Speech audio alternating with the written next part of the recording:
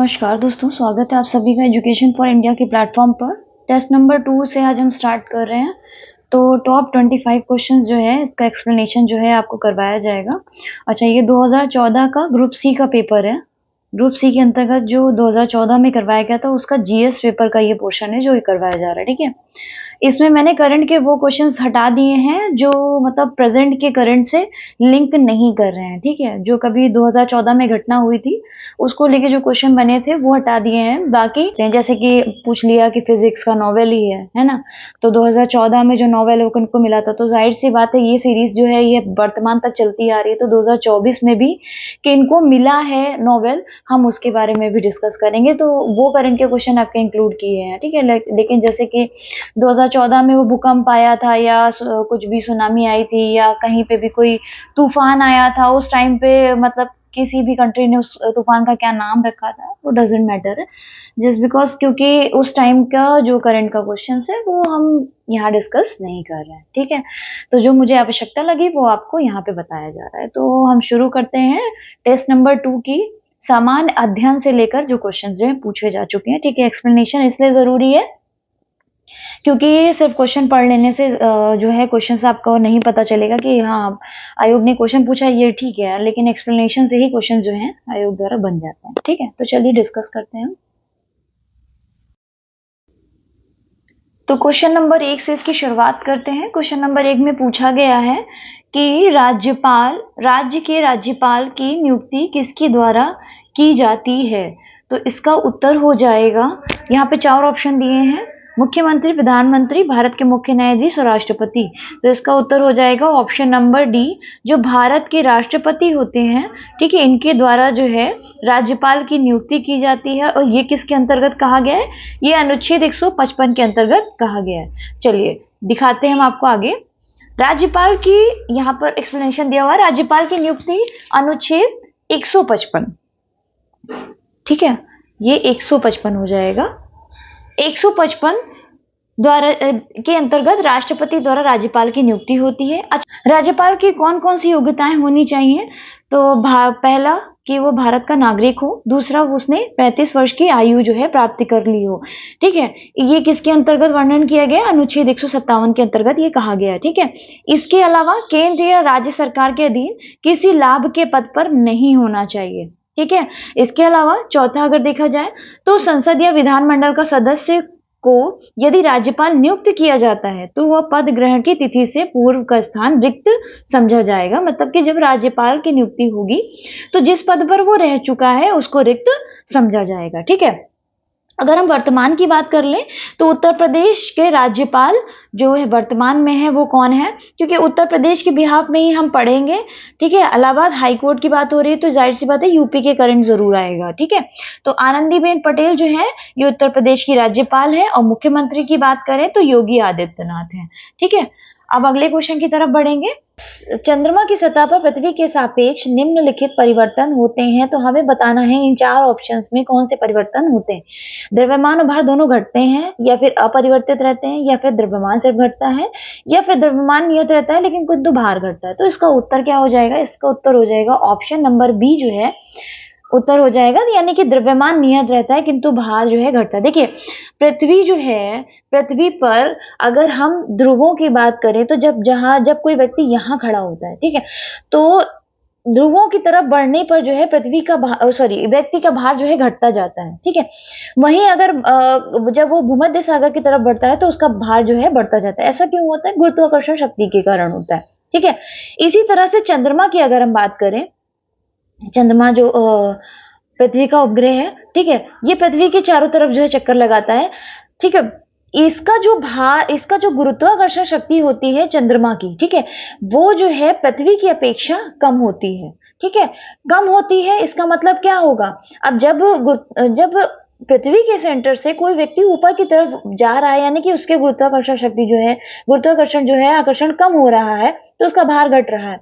अगर चंद्रमा पे वही व्यक्ति होगा और पृथ्वी से कम गुरुत्वाकर्षण होगा तो जाहिर सी बात है भार उसका वहां पे कम ही होगा, है ना। अगला क्वेश्चन है, सौर ज्वालाएं क्या होती हैं? सूर्य की सतह से निकाली निकाली हाइड्रोजन गैस, सूर्य के किरीट यानी कोरोना से निकला प्लाज्मा, या फिर सूर्य के केंद्र से निकला प्लाज्मा, या फिर क्रोड से निकले न्यूट्रॉन। तो उत्तर नंबर जो बी है ये उत्तर हो जाएगा कि सूर्य के किरीट यानी कोरोना से निकला जो प्लाज्मा होता है वो सौर ज्वालाएं होता है। ठीक है, तो यहां हम देख लेंगे कि सूर्य की सतह से किसी स्थान पर अचानक बढ़ने वाली चमक को क्या कहते हैं? सौर ज्वालाएं कहा जाता है। अच्छा, कभी कभी कोरोना द्रव्य उत्प्रेक्षण यानी कि कोरोनल मैस इजेक्शन जो है ये भी होता है, यानी कि सूरज के कोरोना से जो है प्लाज्मा और चुंबकीय क्षेत्र जो है बाहर फेंक दिया जाता है। मतलब उसकी कोरोना से जो है क्या होता है, ये इस तरह से जो ज्वालाएं हैं ये निकलती हैं, जिसके रूप में जो प्लाज्मा और चुंबकीय क्षेत्र जो है ये बाहर फेंक दिया जाता है। अब हम कॉमन क्वेश्चंस की बात करें तो सूर्य से पृथ्वी की दूरी अगर देखी जाए तो 147.1 मिलियन किलोमीटर है। सूर्य का जो है प्रकाश जो है वो पृथ्वी पर कितने देर में पहुंचता है? तो वो 8 मिनट 20 सेकंड के टाइम लेता है पहुंचने में। ठीक है, सूर्य और पृथ्वी की न्यूनतम दूरी अगर देखी जाए तो वो किस दिन होती है? न्यूनतम दूरी 3 जनवरी को होती है। वहीं अधिकतम दूरी जो है वो 4 जुलाई को होती है। ठीक है, अगले क्वेश्चन की तरफ बढ़ेंगे। तो भारत में सरकार का प्रमुख किसे कहा जाता है? तो भारत में सरकार का प्रमुख किसे कहा जाता है? ऑप्शन नंबर ए जो इसका उत्तर हो जाएगा प्रधानमंत्री। ठीक है, तो भारत में सरकार का प्रमुख प्रधानमंत्री को कहा जाता है। और भारत के संविधान में, ठीक है, अनुच्छेद 74 के अनुसार ये स्पष्ट करता है कि मंत्री परिषद की अध्यक्षता तथा संचालन हेतु क्या होगा? प्रधानमंत्री की नियुक्ति की जाएगी। ये किसके अंतर्गत कहा गया? अनुच्छेद 74 के अंतर्गत। ठीक है, और वर्तमान में भारत के प्रधानमंत्री की बात करें तो कौन है? वो नरेंद्र दामोदर मोदी। ठीक है, अगले क्वेश्चन की तरफ बढ़ेंगे। संयुक्त राष्ट्र जैव विविधता दशक 2011 और 2020 के लिए जैव विविधता में उत्कृष्टता पुरस्कार किसको उत्कृष्टता पुरस्कार के लिए किसके अंतर्गत जो है दिया जाता है? तो ये जो कौन सी संस्था है? ये मिडोरी है। ठीक है, मिडोरी है, इसके बारे में हम आगे डिस्कस करेंगे। जो मिडोरी जो है ये जैव विविधता उत्कृष्टता पुरस्कार है, मतलब कि जो हर 2 साल में प्रदान किया जाता है। और ये सभी स्तरों पर जैव विविधता में उत्कृष्ट योगदान के लिए जो है मिडोरी जो है इसको प्रदान किया जाता है। इसके अंतर्गत जो राशि है वो लगभग $1 लाख जो है इसके साथ ही स्मारक पट्टिका जो है दी जाती है। ठीक है, और ये एओन पर्यावरण फाउंडेशन द्वारा 2010 में जो है शुरू किया गया था। 2011 और 20 में जो है संयुक्त राष्ट्र महासभा द्वारा जैव विविधता पुरस्कार पर संयुक्त राष्ट्र दशक भी घोषित किया गया था। 2011 से 2020 का जो दशक था उसको संयुक्त राष्ट्र दशक घोषित किया गया था। अब हम अगर वर्तमान की बात, ये तो 2014 में क्वेश्चन पूछा गया था, अगर हम वर्तमान की बात करें तो 2024 में जो है ये पुरस्कार किसको दिया गया? मिडोरी पुरस्कार। तो ये वेरा वोरोनोवा जो है ये कजाकिस्तान की है, और दूसरी है येसाबेल अगस्तिना कॉलरोस ये पेरू की हैं। ठीक है, इन दोनों को जो है इस बार ये मिडोरी प्राइज दिया गया है। और किस लिए दिया गया है? ये मधुमक्खियों की संख्या में जो कमी हो रही थी उसको रोकने से संबंधित जो इन्होंने प्रयास किए थे उसमें इनको जो है ये पुरस्कार दिया गया। ठीक है, अगले क्वेश्चन की तरफ बढ़ेंगे। एंथ्रोसाइट क्या है ये हमें बताना है। एंथ्रोसाइट क्या है? गहरे रंग का कायांतरित बलुआ पत्थर है, या फिर बलुआ पत्थर का एक नर्म स्वरूप है, या फिर कठोर और गहरे रंग का कोयला है, या फिर कायांतरित सेल है। ठीक है, तो उत्तर देखें तो उत्तर हो जाएगा ऑप्शन नंबर बी, कठोर और गहरे रंग का कोयला होता है। चलिए इसके बारे में हम आगे डिस्कस करेंगे। तो यहाँ पर आप पिक्चर के थ्रू भी देख पा रहे होंगे कि एंथ्रोसाइट जो है ये उच्च कोटि का जो है कोयला होता है, क्योंकि इसमें जो कार्बन की मात्रा है वो 85% से भी अधिक होती है। अच्छा, इसका जो प्रोसेस होता है, पहले ये घास फूस होता है, ठीक है, फिर इस पे हीट जो है, प्रेशर है और टाइम है, ये सब इंक्लूड होता है, और ये धीरे धीरे करके यहाँ पे आप देख सकते हैं ये पूरा प्योर जो कोयला बन जाता है, ठीक है, वो एंथ्रोसाइट होता है। ठीक है, और जो प्रोसेस में होते हैं, प्रोसेस में जो होते हैं, जो कोयला बनने के प्रोसेस में मतलब प्रक्रिया में जो होते हैं, उनको अलग अलग नाम से यहाँ पे विभाजित किया गया, जैसे कि लिग्नाइट है, पीट है। ठीक है, अब यहाँ दूसरी बात कर लेंगे।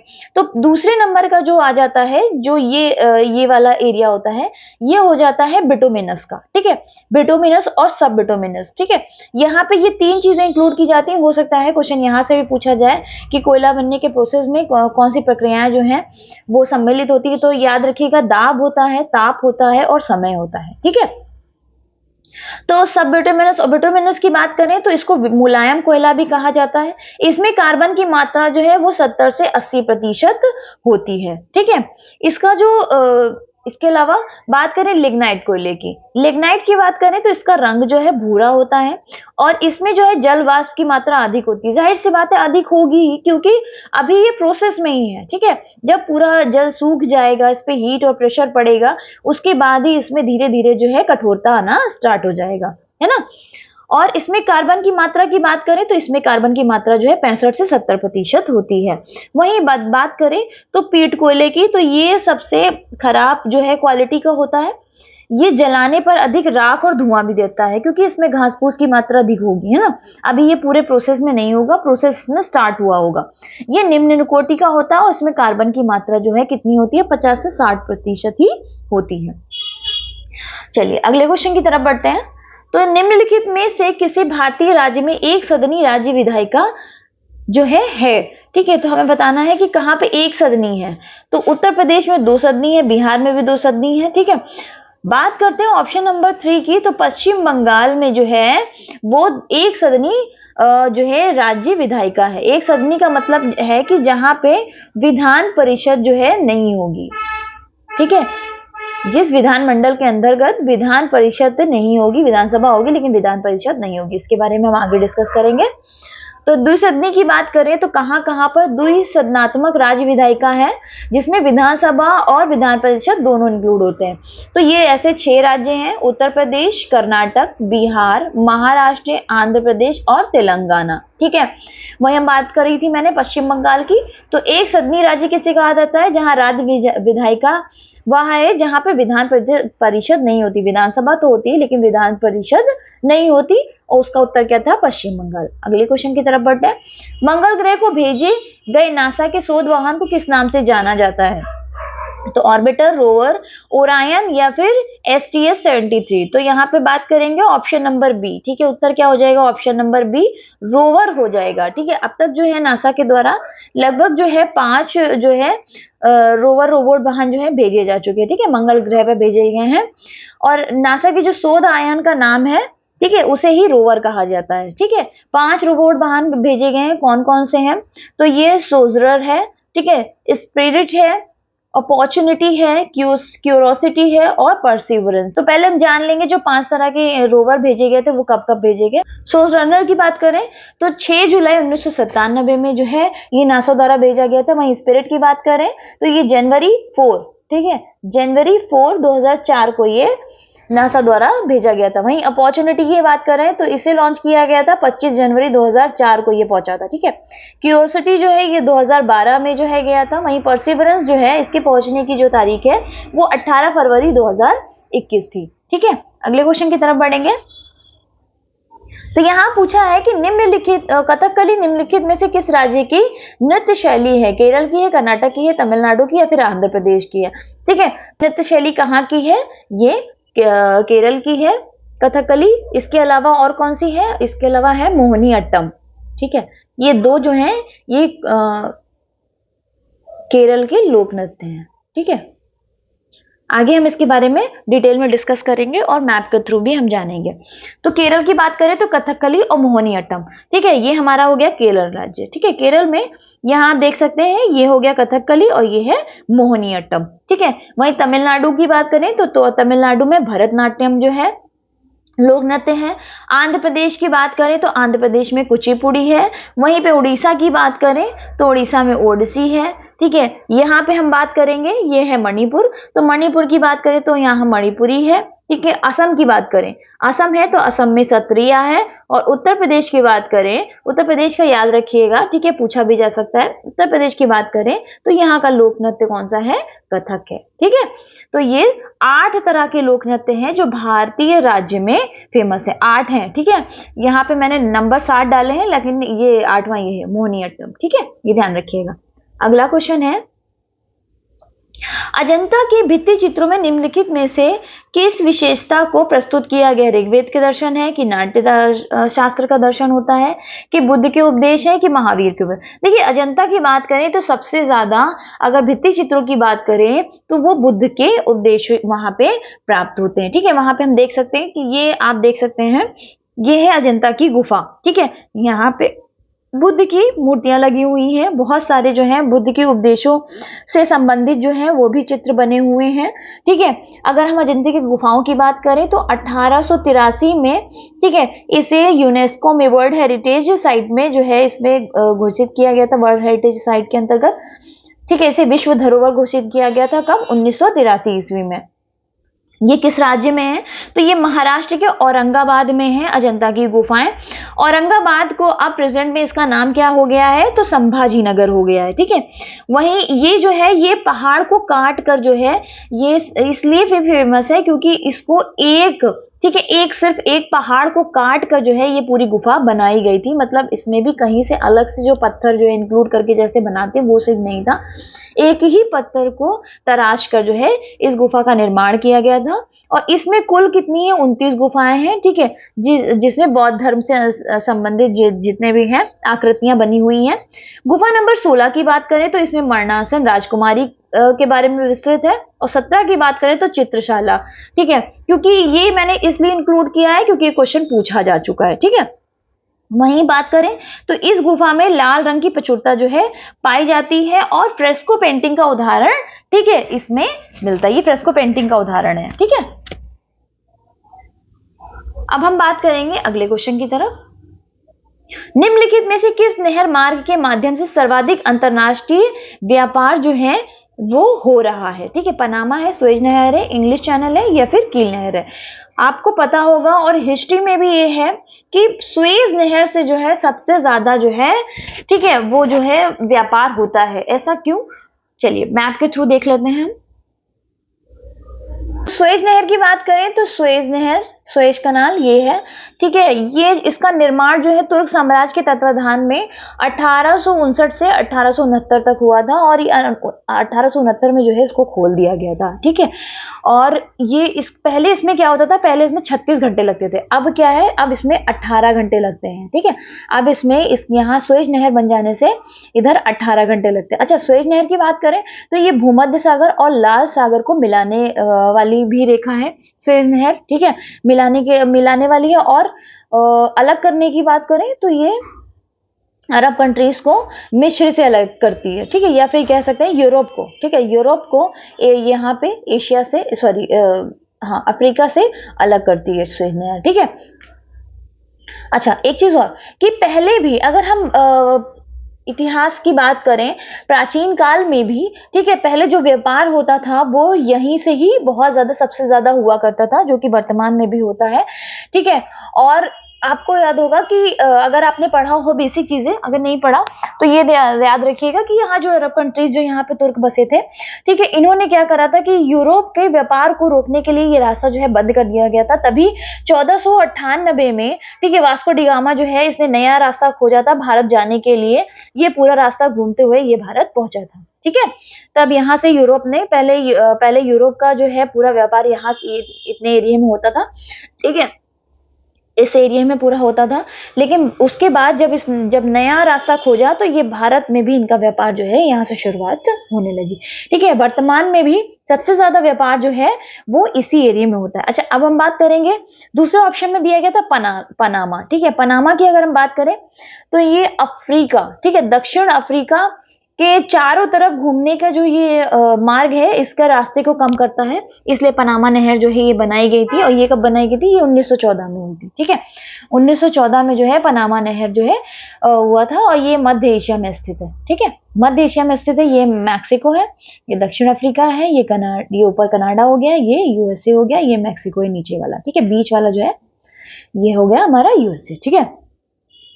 अच्छा, पनामा नहर की बात करें तो पनामा नहर, यहां पे हम लिख लेंगे, पनामा नहर की बात करें तो ये अटलांटिक महासागर, ठीक है, अटलांटिक महासागर और प्रशांत महासागर को जोड़ती है, ठीक है। यह है अटलांटिक ओशियन और यह है पैसिफिक ओशियन, इन दोनों को जो है ये जोड़ती है पनामा नहर, ठीक है। चलिए अगला, अगर और ऑप्शन की बात करें तो यहाँ पे दिया हुआ है इंग्लिश चैनल, ठीक है। दूसरे मैप में हम देख लेंगे, उसमें तो नहीं है, ये है इंग्लिश चैनल, ठीक है। इंग्लिश चैनल की बात करें तो ये अटलांटिक महासागर की एक शाखा है, ठीक है। और ये ग्रेट ब्रिटेन को उत्तरी फ्रांस, ये है ग्रेट ब्रिटेन और ये है उत्तरी फ्रांस, ठीक है। यहाँ पे ये उत्तरी फ्रांस है, ठीक है, इसको अलग करती है और उत्तरी सागर को अटलांटिक से जोड़ती है, ठीक है। तो ये उत्तरी सागर है, इसको अटलांटिक से जोड़ती है, ठीक है, इसको जोड़ती है, ठीक। चले, कील नहर, कील नहर की बात करें, एक ऑप्शन और था चौथा, कील नहर की, ठीक है। और कील नहर की बात करें तो ये जो है ये जर्मनी में है, ठीक है, जर्मनी के होल्स्टीन में स्थित है और ये विश्व के सबसे व्यस्त जो है व्यस्तम, मतलब सबसे ज्यादा व्यस्त नहर है। कील नहर जो है ये जर्मनी की सबसे व्यस्त नहर है और ये उत्तरी अटलांटिक को बाल्टिक सागर से जोड़ता है, ठीक है, उत्तरी सागर को बाल्टिक सागर से, ये बाल्टिक सागर है, यहाँ पे इससे जोड़ता है, ठीक है। चलिए अगले क्वेश्चन की तरफ बढ़ेंगे। क्वेश्चन है, दिल्ली सल्तनत में दिल्ली सल्तनत काल में भूमापन के लिए प्रयुक्त पद क्या था? किस्त में गालियां बख्शी, मसाहत या फिर गाजी? तो उत्तर हो जाएगा ऑप्शन नंबर सी जो है मसाहत, मसाहत जिसे मसाहत भी कहते हैं, ठीक है। दिल्ली सल्तनत काल में ये भूमापन के लिए प्रयुक्त होता था। अच्छा, इसकी शुरुआत जो है ये अलाउद्दीन खिलजी द्वारा जो है इसकी शुरुआत की गई थी। क्षेत्र की प्रत्येक जो इकाई थी उसकी उपज पर जो है भू राजस्व जो है निर्धारित किया जाता था, ठीक है। इसके अलावा उस समय में जो उपयोग किए जाने वाला शब्द था वफा ए बिस्वा, ठीक है। वफा ए बिस्वा की बात करें तो वफा का अर्थ था उपज और बिस्वा का अर्थ था ये 1 बीघा का 120वां भाग होता था, ठीक है। और अलाउद्दीन खिलजी द्वारा जो ये मापन प्रक्रिया है इसके द्वारा ही जो है भूमापन किया जाता था और इसकी प्रत्येक इकाई की उपज पर जो है भू राजस्व निर्धारित भी किया जाता था। दिल्ली सल्तनत की बात करें तो दिल्ली सल्तनत का जो कार्यकाल था वो 1206 से 1526 ईस्वी तक था। 1526 में मुगल आ गया था बाबर, ठीक है, इसने इब्राहिम लोदी को परास्त करके मुगल साम्राज्य की स्थापना कर दी थी, ठीक है। तो इसका जो स्थापन कहाँ तक था 1206 से लेके 1526 तक। इसके बीच में कौन कौन से राजवंश आए इसके बारे में हम देख लेंगे। तो गुलाम वंश सबसे पहले आया था, ठीक है, 1206 से 1290 ईस्वी में, ठीक है, ये दिल्ली सल्तनत में आया था। और दिल्ली सल्तनत की बात करें, गुलाम वंश की बात करें तो इल्तुतमिश जो है दिल्ली सल्तनत का पहला सुल्तान था, ठीक है। इसके बाद कौन सा वंश आया था? खिलजी वंश आया था जो सबसे कम समय के लिए था, 1290 से लेकर 1220 तक, ठीक है। वहीं तुगलक वंश की बात करें, सबसे ज्यादा समय तक तुगलक वंश था, सबसे बड़ा राजवंश, ठीक है, 1320 से 1414 ईस्वी तक था। सैयद वंश की बात करें तो सैयद वंश जो है ये 1414 से 1451 ईस्वी तक था। वहीं लोधी वंश की बात करें तो लोधी वंश जो है 1451 से 1526 ईस्वी तक था, ठीक है। इसका आखिरी जो राजा था या शासक था वो कौन सा? इब्राहिम लोधी था, जिसे बाबर ने परास्त किया था पानीपत के प्रथम युद्ध में, ठीक है। अगले क्वेश्चन की तरफ बढ़ेंगे। तो लोधी वंश की स्थापना किसके द्वारा की गई थी? अभी हमने लोधी वंश की बात करी पिछले क्वेश्चंस में कि लोधी वंश का जो है वो कार्यकाल कितना था, तो 1451 से लेके 1526 में था, ठीक है। 1451 में जो है इसकी स्थापना की गई थी लोधी वंश की, और किसके द्वारा की गई थी? तो बहलोल लोधी के द्वारा, ठीक है। बहलोल लोधी के द्वारा 1451 में लोधी वंश की स्थापना की गई थी, जिसका आखिरी शासक कौन था?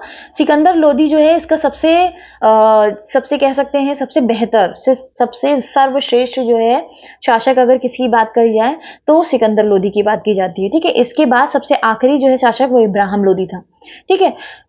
इसके 3 ही शासक हुए, लोधी वंश के 3 ही शासक हुए। इब्राहिम लोधी जो है ये 1526 ईस्वी में पानीपत के प्रथम युद्ध में, पानीपत का जो प्रथम युद्ध था ये बाबर और इब्राहिम लोधी के मध्य हुआ था, जिसमें बाबर विजय हुआ था, ठीक है। और इस सबसे पहले तोप का जो इस्तेमाल है बाबर ने इसी युद्ध में किया था, ठीक है। जिसके द्वारा इसको विजय प्राप्त हुई थी। किस सुल्तान ने अपने महल के खूबसूरत भित्ति चित्रों को मिटाने का आदेश दिया था? तो मोहम्मद बिन तुगलक, फिरोज शाह तुगलक, अलाउद्दीन खिलजी या फिर मुबारक शाह खिलजी। तो बात करें फिरोज शाह तुगलक, ठीक है। फिरोज शाह तुगलक जो है, इसने जो है ये पहला ऐसा शासक था जिसने शरीयत जो है अपने राज्य में स्थापित किया गया था, ठीक है। शरीयत के नियमों का उल्लंघन होने के कारण ही इसने क्या करा था, महल से अपने जितने भी खूबसूरत भित्ति चित्र थे इनको जो है मिटाने का आदेश दे दिया था, ठीक है। इसके अलावा इसने जो है रेशमी और जरी वस्त्रों, ठीक है, जरी वस्त्रों का उपयोग भी रोक दिया था। किसने? फिरोज शाह तुगलक ने, ठीक है। फिरोज शाह तुगलक है जिसने मोहम्मद बिन तुगलक जो है इनके चचेरे भाई थे, इनकी याद में जो है जौनपुर की स्थापना की थी, ठीक है। क्योंकि मोहम्मद बिन तुगलक को जो है जौना खां भी कहा जाता है और इसे सन की राजा भी कहा जाता था। किसे? मोहम्मद बिन तुगलक को, ठीक है। चलिए अगले क्वेश्चन की तरफ बढ़ता है। निम्नलिखित में से कौन सा देश फीफा विश्व कप 2014 का विजेता था? तो विश्व कप का आयोजन जो है कहाँ हुआ था? ब्राजील में हुआ था, ठीक है, ब्राजील में हुआ था और जिसमें विजेता जो था वो जर्मनी था, ठीक है। अगर हम करंट की बात करें तो 2022, क्योंकि ये फीफा जो है विश्व कप है हर 4 साल में होता है ना, तो अब जो होगा वो 2026 में होगा। अगर हम 2022 के विजेता की बात करें, 2022 का पहली बार तो फीफा विश्व कप जो है वो कहाँ हुआ था? वो कतर में हुआ था, ठीक है, कतर में हुआ था और अर्जेंटीना ने फ्रांस को हराया था, ठीक है। तो इसमें विजेता कौन था? सॉरी, इसमें विजेता जो था वो अर्जेंटीना था, ठीक है। अर्जेंटीना जो है ये 2022 का विजेता था, ठीक है, जिसने 4-2 से पेनल्टी शूट आउट में किसको हराया था? फ्रांस को, ठीक है, फ्रांस को हरा दिया था। फ्रांस जो है उप विजेता था। भारत में मथुरा कला शैली का आरंभ किसके द्वारा किया गया था? भारतीय, यूनानी, कुषाण, सातवाहन या फिर गुप्त, ठीक है। तो इसका उत्तर क्या हो जाएगा? इसका उत्तर हो जाएगा ऑप्शन नंबर बी जो है कुषाण, ठीक है। मथुरा कला शैली का जो आरंभ है वो कुषाणों द्वारा किया गया था। ये पहली शताब्दी, ठीक है, ईस्वी में जो है विकसित की गई थी। अच्छा, इस शैली के अंतर्गत जो है बुद्ध, यक्ष, यक्षिणी, शैव, वैष्णव, ठीक है, वैष्णव जो देवी देवता हैं, ठीक है, इनकी मूर्ति जो है बनाई गई थी। सबसे पहले जो है मथुरा कला के अंतर्गत जो है बुद्ध जी की लेटी हुई मुद्रा की मूर्ति बनाई गई थी, ठीक है। अगला क्वेश्चन है, दिल्ली सल्तनत का प्रमुख बनने वाला एकमात्र धर्मांतरित भारतीय मुसलमान कौन था? कैकुबाद, नसीरुद्दीन खुसरो शाह, मसूद शाह या फिर कैमूर? तो उत्तर बात करें तो नसीरुद्दीन खुसरो शाह। अलाउद्दीन खिलजी के समय में जो है खुसरो खान को गिरफ्तार कर लिया गया था और इसे जो है इस्लाम धर्मांतरण में जो है इसे मतलब परिवर्तित कर दिया गया था और खुसरो खान को जो है अलाउद्दीन खिलजी ने अपनी सेना में जो है शामिल कर लिया था, ठीक है। अलाउद्दीन की मृत्यु होने के बाद जो है नसरुद्दीन खुसरो शाह के नाम से दिल्ली सल्तनत का जो है ये शासक बन जाता है, ठीक है। अगले क्वेश्चन की बात करें तो इबोला जो आजकल जो है सुर्खियों में है के बारे में निम्नलिखित में से कौन सा सही है? ये बात हो रही है कब की? 2014 की, ठीक है। तो अब बात करें ये है क्या इबोला? इबोला जो है एक प्रकार का विषाणु है जो जानलेवा रोग जो है उत्पन्न करता है, ठीक है। इसके बारे में अगर हम बात करें, इबोला वायरस जो है ये 1976 में सबसे पहले जो है ये कहाँ पर देखा गया था? सूडान में। सूडान कहाँ है? ये अफ्रीका में, ठीक है। सूडान और कांगो दोनों में देखा गया था। कांगो जहां से जो ये कांगो में ही कांगो नदी भी है, ठीक है, कांगो गणराज्य में कांगो नदी भी है जो विषुवत रेखा को 2 बार काटती है ना। ये बेसिक चीजें हैं, क्वेश्चन पूछे जा चुके हैं इसलिए रफली तौर पे मैं आपको बता रही हूँ, ठीक है। तो सूडान और कांगो में जो है ये पाया गया था, ठीक है। 2014 में क्या हुआ था कि ये सबसे ज्यादा जो है मामले जो है ये पश्चिम अफ्रीका में जो है फैल गया था, ठीक है। ये वायरस जो है इसीलिए इसको जो है क्वेश्चन जो है ये 2014 में पूछा गया था। अच्छा, हमारे लिए ये इस टाइम पे करंट में इसकी जानकारी के लिए अगर देखें तो जो कॉमन चीजें हैं, ये एक विषाणु है यानी कि एक वायरस है, ठीक है। ये बंदर, फ्रूट, बेट और सुअरों के खून तथा उनके शरीर से निकलने वाले तरल पदार्थों से जो है ये वायरस फैलता है, ठीक है। इसके अलावा बात करें इसके लक्षण की, तो लक्षणों में अगर हम बात करें तो बुखार होना, ठीक है, बुखार होना, इसके अलावा गले में खराश, ठीक, इसके अलावा मांसपेशियों में दर्द, ठीक, इसके अलावा सिर दर्द और जी मिचलाना, ठीक है, इसके अलावा उल्टी। ये क्या है? ये इबोला वायरस के जो है लक्षण है। तो हमारे लिए महत्वपूर्ण है कि ये वायरस के द्वारा फैलता है, ठीक है, विषाणु के द्वारा फैलता है। ये ध्यान रखिएगा, क्वेश्चन पूछा भी जा सकता है। ईश्वरीय कण यानी कि गॉड पार्टिकल क्या है, ठीक है। तो ये ईश्वर द्वारा सृजित एक कण है, या फिर अमेरिको द्वारा निर्मित एक कण है, या फिर एक ऐसा कण जो अन्य कणों को द्रव्यमान देता है, या फिर एक ऐसा कण जो सोने में मिल जाता है। तो इसका उत्तर जो है हो जाएगा ऑप्शन नंबर सी। सी में देखा जाए तो एक ऐसा कण जो अन्य कणों को द्रव्यमान देता है, ठीक है। अगर हम बात करें बोसॉन, ठीक है, इसे हिग्स बोसॉन भी कहा जाता है, ठीक है। ईश्वरीय कण, गॉड पार्टिकल, इसे और क्या कहा जाता है? इसे हिग्स बोसॉन, ठीक है, भी कहा जाता है। अच्छा, हिग्स बोसॉन है क्या?